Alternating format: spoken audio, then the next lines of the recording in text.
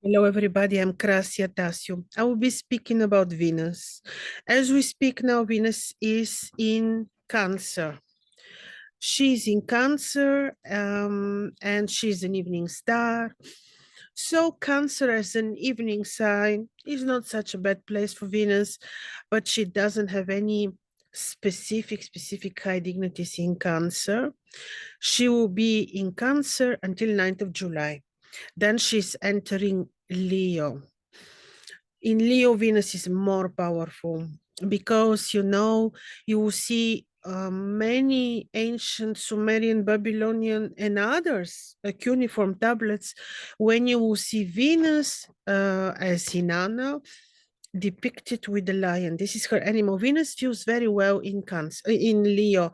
The thing is, while she will be in Leo, she receives the square of Saturn. So we are thinking she'll be in Leo.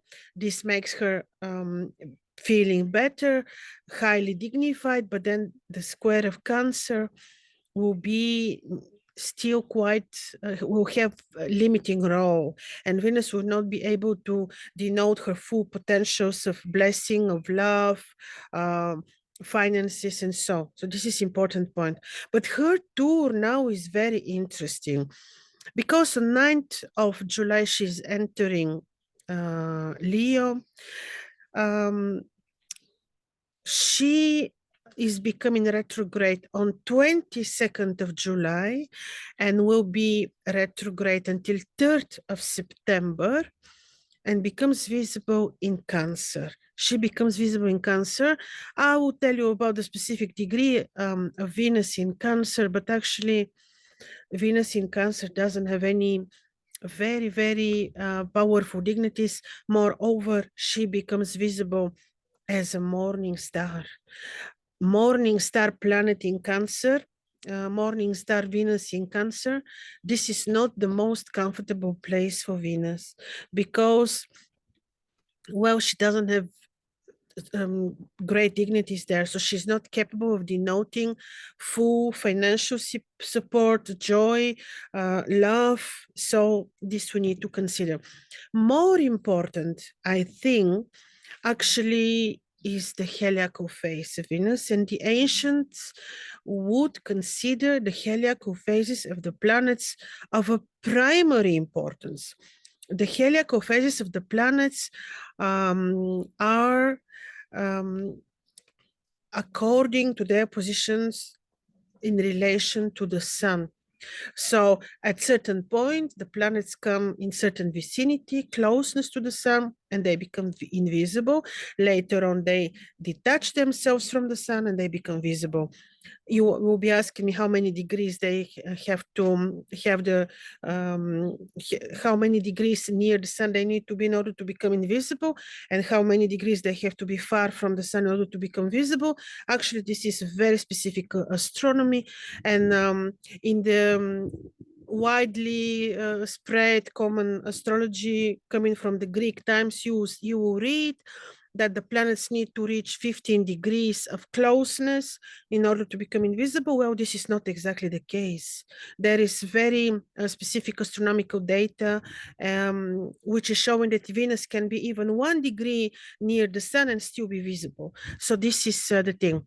So from on 28th of July, Venus becomes invisible until 20th of August, and she becomes visible in Cancer. Now, this is actually, well, what to tell you. We can speak a lot about invisible phase of Venus. When the planet becomes invisible, she's descending into the netherworld. The nature of the planet changes, the character of the planet changes. Even the divinity which is ruling the planet changes. I often speak about that. Venus, when visible on the morning sky, early in the morning, before the sun rises, is represented by Inanna from Akkad of the Babylonians, or this is Athena Pallas of the Greeks. this Venus is having very wise, very beautiful, very a little bit masculine nature. She is very, very decent, because I will remind you, she was the one that would um, side with the losing in the battle. So very, very decent, related to abundance, joy also. But this Venus is, this is the morning star Venus. Then you have Venus as an evening star. You see her on the western horizon after the sun sets. Like now, when you look on the sky, when the moon is showing, when the sun is setting, you will see Venus as an evening star, and this is Ishtar or Inanna from Uruk, or of the Babylonians, Akkadians, or this is Aphrodite of the Greeks. This is more feminine divinity, again, very much related to love, romance, art, again, very wise, very beautiful. So this is the Venus with a little bit more feminine qualities. And then we speak about the very special divinity, which is Venus as invisible star. And this is the Babylonian Ereshkigal or Ishara of the Sumerians, Ishara, which loved the Scorpio energy, or this is the Persephone of the Greeks. Now, this is very beautiful, gorgeous energy, very mystical, ruling the life which is we don't see, which is under the soil. These are the roots. Um, these are the seeds. This is the life which we don't see. And she's amazing. According to the mythological stories, she's the one which is ruling the destinies of the dead people. She is wife of Mars, and she's also very feminine, knows everything, very much about wisdom, very much about protection, very much about revenge.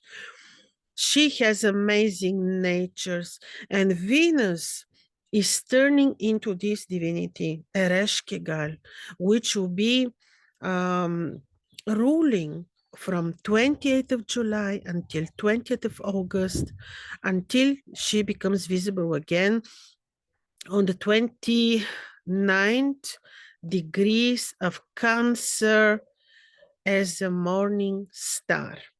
Now, she, when in this very last degree, you see she's in the very last degree of Cancer, this period becomes a little bit critical. So she rises in Cancer. Well, Venus in Cancer as a morning star to me is weak. She's not capable of giving us full potentials. But again, this is Venus. She's always beautiful, always gorgeous. She has amazing energy, always benevolent. But this appearance is also a little bit critical, because you see last degrees, of Cancer, when she'll be passing from Cancer to Leo, are critical degrees. So you see, from 9th of July only until 3rd of August, Venus is in Leo. And from actually 22nd of July, she's already retrograde. So these last days of her stay in Leo are critical, because she's passing these degrees from a fire sign, which is Leo, to the water sign, which is Cancer. So these days are approximately 5th July, 10 to 10 July. We have like 5 very critical days.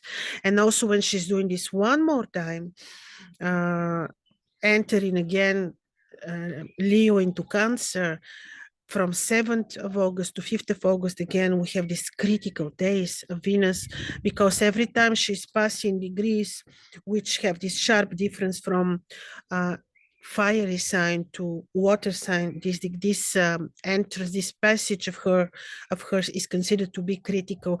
So as you see, this is very interesting, very specific transit of Venus, with including her retrograde motion, her very long invisibility, and I will repeat, the invisibility is 28th of July until 20th of September. What is known for this invisibility period? Some people who remember their ancient knowledge, like the Vedic Indians, for example, they know they never get married while Venus is invisible. You never start new business while Venus is invisible. You never initiate anything which is very important for you. Like important, you expect from new business good financial results. You expect from new research amazing results. You need to consider that Venus is invisible, and you rather better wait, because her presence is blessing any business, any love, any marriage, any joy, any project involving art and beauty. So you have to consider this period is a little bit critical when it comes to new beginnings. I am really not so worried about the retrograde motion of Venus, I will tell you honestly. You know, she's retrograde again, 22 July until 3rd of September. I would rather worry, because while in Leo these days, which I explained to you, she's afflicted by Saturn, even though she's very powerful in Leo. And secondly, in Cancer, she's also weak. She doesn't have specific dignities. Now, of course, this is Venus, I mentioned, she's always benevolent. Any place, like even if she's afflicted, when she comes on your ascendant, if you have Leo ascendant, this is gorgeous. You will feel immediately better, or you feel immediately more joyful. You feel better in your relationship, but not very really much. Her presence is afflicted and not so prominent. But anyhow, even in Cancer, even in Leo, she can be very helpful. So of course, in general, when it comes to finances, when it comes to love, this whole period, which is up until 3rd of September, a Venus retrograde passing only through Leo and Cancer, both places, as I explained, not very benevolent for her for this specific case.